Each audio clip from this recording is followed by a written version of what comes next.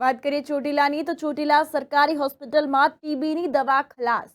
આ અંતર્ગત ડોક્ટર દ્વારા સોશિયલ મીડિયા પર દાનની માંગણી મેસેજ થકી તરત જ દવા માટે દાનની સરવાણી થતા 15 દિવસની રાહત. ટીબી મુક્ત ભારત કઈ રીતે થશે? જો સરકાર તરફથી દવાનો જથ્થો જ આપવામાં આવતો નથી તો સુરેન્દ્રનગર જિલ્લાના ચોટીલા સરકારી હોસ્પિટલમાં હાલ સરકાર દ્વારા ટીબીની દવાનો જથ્થો ઉપલબ્ધ કરવામાં આવતો નથી. આ અંતર્ગત ત્યારે હોસ્પિટલના ડોક્ટર તરફથી માનવતાની રીતે સોશિયલ મીડિયાનો સહારો લઈ એક મેસેજ મૂકવામાં આવ્યો અને જણાવેલ છે કે ટીબીની દવા હોસ્પિટલમાં છે નહીં, કે સરકાર તરફથી કોઈ ફાળવણી પણ કરવામાં નથી આવી રહી. ત્યારે ટીબીના દર્દીઓને દવા વગર પરત ફરવું પડે છે. ત્યારે સેવાભાવી દ્વારા દવા માટે 10,000ની તાત્કાલિક ધોરણે વ્યવસ્થા કરવામાં આવી હતી અને 15 દિવસ સુધી ચાલે તે માટે દવાનો જથ્થો મંગાવી લીધો છે. ત્યારે ડોક્ટર દ્વારા એક માનવતાભર્યું પગલું ભરી દર્દીઓને દવા પૂરી પાડવામાં આવી છે. ખૂબ સરસ કાર્ય કરવામાં આવ્યું છે. જ્યારે સવાલ એ થાય છે કે સરકાર દ્વારા ટીબી મુક્ત ભારતની મોટી વાતો થાય છે, તે પોકળ સાબિત થઈ રહ્યું છે. ગુજરાતની કોઈ પણ સરકારી હોસ્પિટલમાં ટીબીની દવાનો જથ્થો સરકાર તરફથી ફાળવણી કરવામાં આવેલ નથી અને ધારાસભ્ય શામજીભાઈ ચૌહાણનું વિધાનસભા ક્ષેત્રનું મોટું શહેર ચોટીલાની હોસ્પિટલમાં જ દવા માટે ડોક્ટરને સંસ્થાઓ પાસે દાન લઈને મંગાવી પડી રહી છે. ત્યારે ધારાસભ્યની આ બાબતે તેઓની ગ્રાન્ટ ફાળવવામાં કેમ આવતી નથી, અનેક સવાલો ચર્ચાઈ રહ્યા છે.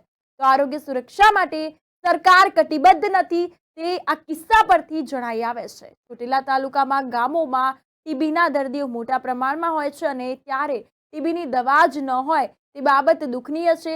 આવી રીતે ભારત ક્યારે ટીબી મુક્ત થશે? અનેક સવાલો ચર્ચાઈ રહ્યા છે. નમસ્તે સાહેબ, નમસ્તે. ચોટીલા હોસ્પિટલ થી બોલો છો? જી હા. અમે એક મેસેજ હતો કે ટીબી ની દવા નથી, જી તો જી જી હા, તો હા. આપનો હતો. હા, એમાં કઈ રીતે કરવું પડે એવું છે? એ તો થઈ ગયું, આપણે ડોક્ટર એસોસિએશન માંથી જ થઈ ગયું દાનનું, અને મેં કાલ ઓર્ડર આપી દીધો અને લગભગ આજ આવી જશે, આજ અથવા કાલે. બરોબર. એમાં તો અત્યારે કઈ જરૂર વાળું ખરું?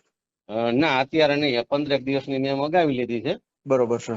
15 દિવસમાં જો સરકાર માંથી આવી જાય તો ઠીક છે, નહીં તો પાછો બીજો આવવાનો મેસેજ આપણે મૂકશું. ના ના, ઈ તો બરોબર છે. આ તો તમારો મારી પાસે મેસેજ આવ્યો ને. હાજી હાજી હા. કોણ એટલે બોલો આપ? હું રામકુભાઈ ગરપડા પરિશ્રમ માં બોલું છું. એટલે મેં કીધું પરિશ્રમ પરિશ્રમ ટ્રસ્ટ છે.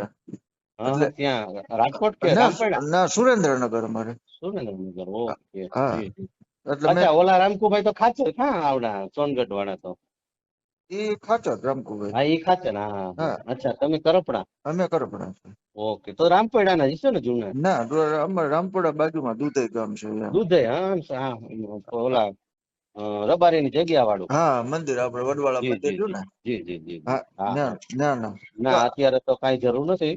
એટલે સરકારમાંથી ને કેમ નથી આવતી? ને કે હવે અહીંયા એમાં કહું, શું છે, અહીંયા કહું એમ. ના ના, આખા ગુજરાતમાં નથી ક્યાંય. એવું છે એમ ને? કઈ કઈ એમાં શું વાંધો. છે, એનો કઈક રો મટીરિયલ આવે ને, હા એ કઈક પેલે ગમે કઈક કારણ હોય, હા, એના કારણે ઉપરથી જ નથી આવ્યું, એટલે કંપની જ અત્યારે નથી બનાવતી. કઈ વાંધો નહીં. ફરી વખત હોય તો ધ્યાન દોરજો સાહેબ. જી ચોક્કસ ચોક્કસ. ઓકે ઓકે સાહેબ. તમારા આમાં સરનામું લખી લો, હા હા, ફોન નંબર. આ મારો નંબર છે. કઈ નહીં. ભલે ભલે. બરોબર. ભલે ભલે સાહેબ.